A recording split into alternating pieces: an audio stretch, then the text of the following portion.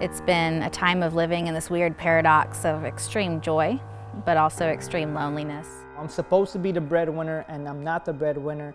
I'm supposed to have the answers and I don't have the answers. And then you get the map for even COVID vaccinations and realize it's not equitable. Why? Like, I feel like I'm less connected with my local scene, but strangely enough, like, I'm more connected to like the global scene. So I feel like this year has really made me who I am.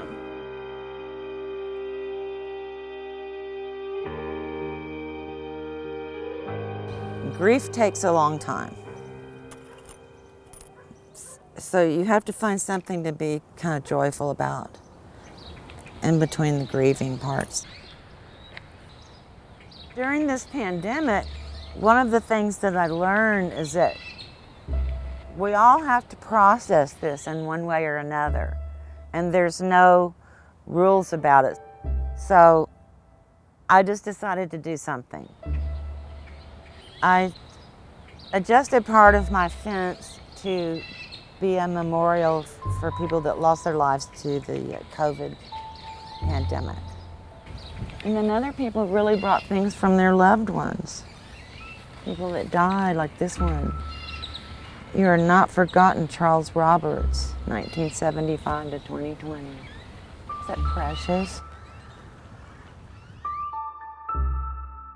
When everything got shut down at the beginning of March, I was in a vacuum with no fulfillment, stuck in a 400 square foot shoebox apartment, and this caused me to have to sit in my emotions and my feelings and really reflect on a lot of things that had happened in the past. And things got tough in that period, being alone, and I finally decided that it was time for me to seek out counseling. In the past year, I learned how important it is to prioritize mental health. I feel like the weekly check-in that I have to hold myself accountable has allowed me to really grow as a human being. And then once I did seek out counseling, I was starting to learn about how mindfulness is a helpful way to manage your emotions and thoughts. I've been in Austin a very long time, since I was a kid, and what the pandemic and last year really showed me was something I already knew, which was there's a disparity in this city.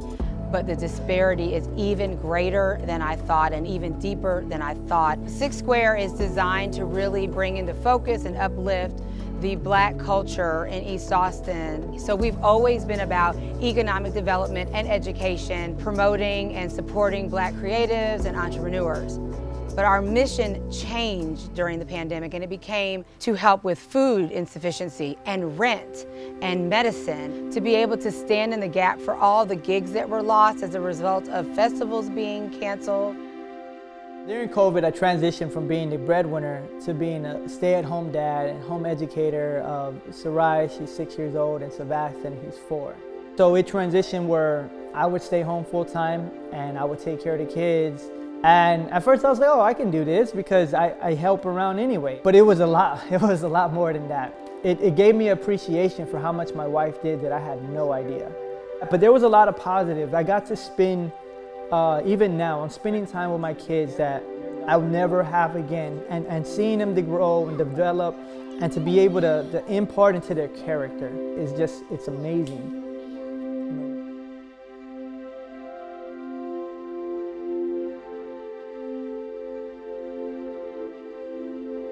I became a mom in March of 2020. My son Liam was born 2 days before we went into lockdown. It didn't take long for me to start feeling pretty depressed and realizing that what I knew as community was pretty much gone. We thought we were going to have a bunch of people around, coming over, bringing us food, coming over for play dates. I remember just feeling this despair of, I can't do this, what am I going to do? This panic set in, and worry about how I had just brought a child into the world during this pandemic. I didn't know when it was going to be safe again for me to acquire a job because I am immunocompromised. And so I started creating art for other musicians.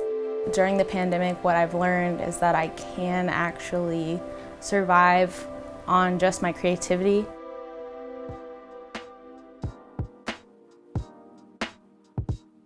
My professional work is event production and audio engineering, so my work is based on live events. And when it all came to a halt, a lot of the unknown was kind of weighing heavily on my mind and my partner's mind. What I ended up doing was sort of relearning how to exist in a creative space. I relearned how to collaborate, relearned how to finish a work, and relearn how to share it.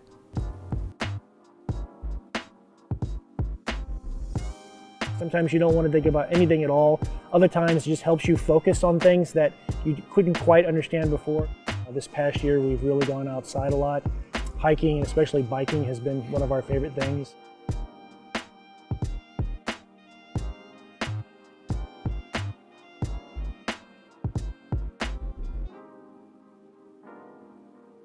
During the pandemic, I realized how much the social dancing aspect of swing dancing meant to me. It's a partner dance. You learn and then you go dance with people. I'm practicing solo jazz because I believe it's going to make me a better swing dancer overall. When the pandemic first hit, people started to put up online contents, and that's where I learned a lot of my solo jazz from.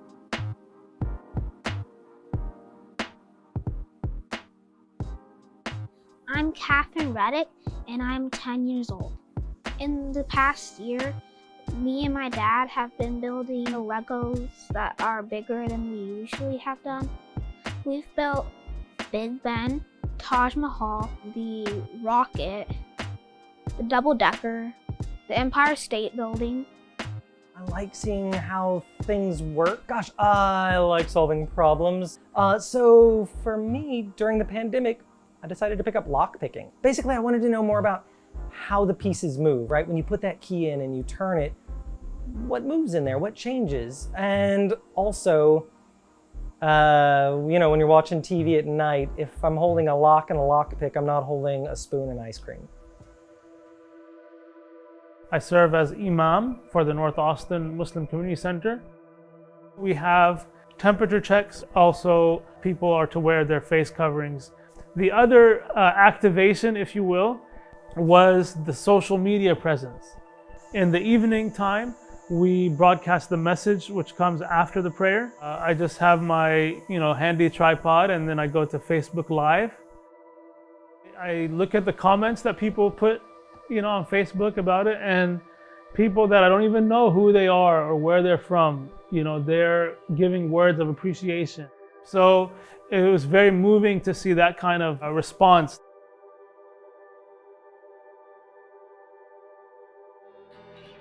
I think it's just given us a little bit more perspective about what is really important for the weekends, how we spend time together as a family, and maybe some of the things that we did before weren't quite as important.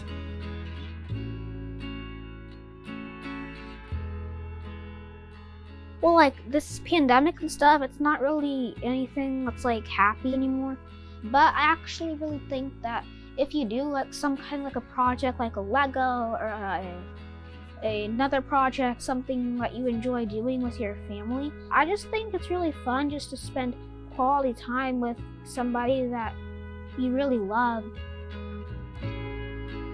His birthday is coming up in a few days, and it will be pretty much a year to the day that the pandemic started. He has learned how to feed himself, has learned to crawl, he's almost walking. He's learned that he has family that loves him.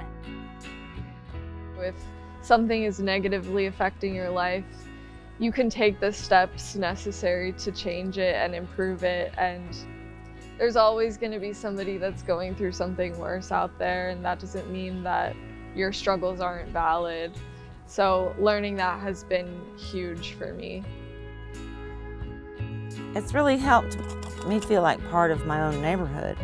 People send me notes saying, thank you so much for doing that. I came by and looked at it and I didn't realize how much I needed to do that. And that's kind of why I did it.